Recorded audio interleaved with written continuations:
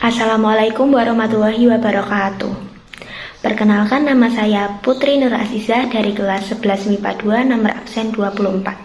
Di sini saya akan menjelaskan mengenai hukum Bernoulli. Sebelum mempelajari tentang hukum Bernoulli lebih lanjut, saya akan menjelaskan tentang sejarah orang yang menemukan hukum Bernoulli. Hukum Bernoulli ditemukan oleh seseorang yang bernama Daniel Bernoulli. Ia lahir pada tanggal 8 Februari tahun 1700 di Groningen, Belanda.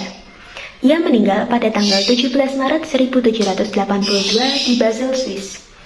Ia memiliki orang tua yang bernama Johann Bernoulli dan Dorothea Faulkner. Ia memiliki saudara kandung yang bernama Nicolaus II Bernoulli dan Johann II Bernoulli. Daniel Bernoulli dikenal atas temuannya yaitu prinsip Bernoulli, teori kinetika gas, dan termodinamika. Bernoulli lahir di keluarga yang sudah lama berkecimpung di bidang matematika. Pada awalnya, ayahnya menginginkan Daniel untuk menjadi pedagang atau bekerja di bidang bisnis. Alhasil, Bernoulli menempuh pendidikan filosofi dan logika pada usia 13 tahun. Kemudian lulus pendidikan sarjana pada tahun 1715 dan berhasil meraih gelar master pada tahun 1716.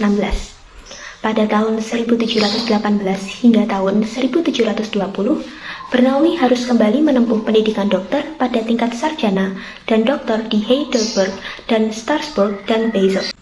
Padahal pada titik itu Bernoulli ingin mempelajari matematika, tapi Johann, yaitu sang ayah, tetap tidak setuju.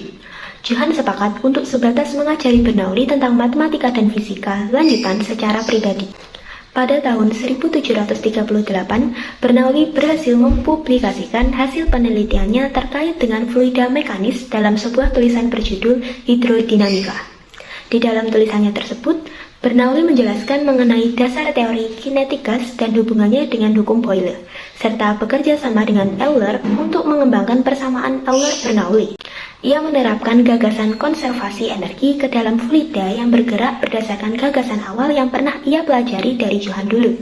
Melalui penelitiannya tersebut, Bernoulli juga merumuskan efek Bernoulli yang menjelaskan mengenai gaya angkat pesawat. Selanjutnya, saya akan menjelaskan mengenai fenomena yang mendasari hukum Bernoulli.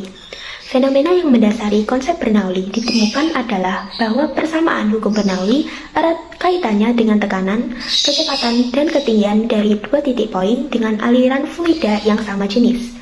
Munculnya persamaan Bernoulli didapat dari keseimbangan energi mekanik atau energi kinetik atau energi potensial bersamaan dengan adanya tekanan yang muncul hingga menghasilkan implementasi berikut, yaitu tekanan ditambah energi kinetik ditambah energi potensial sama dengan konstan. Selanjutnya, untuk proses mendapatkan persamaan hukum Bernoulli dapat dilihat pada paparan berikut. Dan yang terakhir, saya akan menjelaskan mengenai penerapan hukum Bernoulli dalam kehidupan sehari-hari. Untuk penerapan hukum Bernoulli yang pertama terjadi pada tangki air yang bocor. Hukum Bernoulli dapat digunakan untuk mencari tahu berapa kecepatan air yang keluar dari lubang kecil pada tangki air.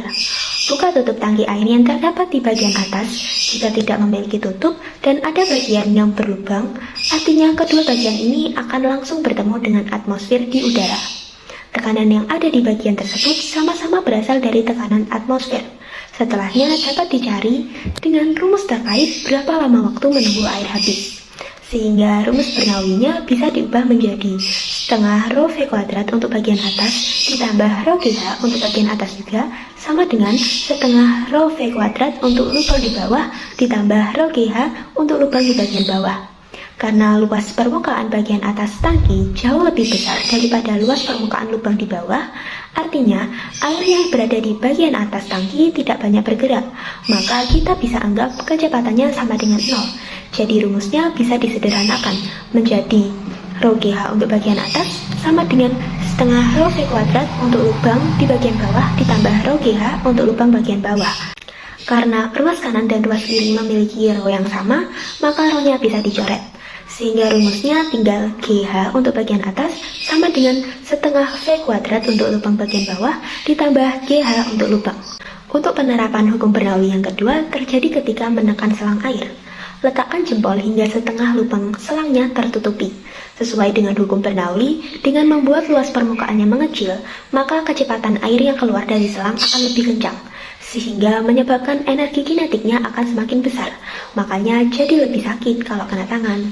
Untuk penerapan hukum Bernoulli yang ketiga, yaitu ketika mengendarai sepeda motor. Ketika mengendarai sepeda motor dalam keadaan ngebut, maka kecepatan udara di bagian depan dan samping tubuh akan besar. Sebaliknya, kecepatan udara di belakang akan lebih kecil. Alhasil, tekanan udara di belakang tubuh akan menjadi lebih besar daripada di depan. Nah, perbedaan tekanan udara inilah yang membuat udara mendorong baju ke belakang, sehingga menjadi mengembung. Penerapan hukum Bernoulli yang keempat terjadi pada gaya angkat pesawat. Pada saat take off, pilot akan mengubah sayap samping menjadi bengkok ke arah bawah, supaya pada bagian atas kecepatan udaranya tinggi. Alhasil, tekanan di bagian itu akan menjadi lebih rendah daripada di bagian bawah pesawat. Saat tekanan udara di bagian bawah sayap lebih tinggi, maka si udara akan bisa mengangkat pesawat. Dan penerapan hukum Bernoulli yang terakhir terjadi pada cerobong asap. Hukum Bernoulli menyatakan hubungan kecepatan dan tekanan berbanding terbalik. Hal ini terdapat pada cerobong asap pusat industri. Cerobong asap yang baik akan tersambung ke ruangan yang tertutup. Karena ruangan itu tertutup, maka tidak ada udara yang berembus, yang menyebabkan tekanannya menjadi besar. Sehingga, secara tidak langsung asap akan tertekan naik ke atas cerobong. Begitu juga pada bagian atas cerobong.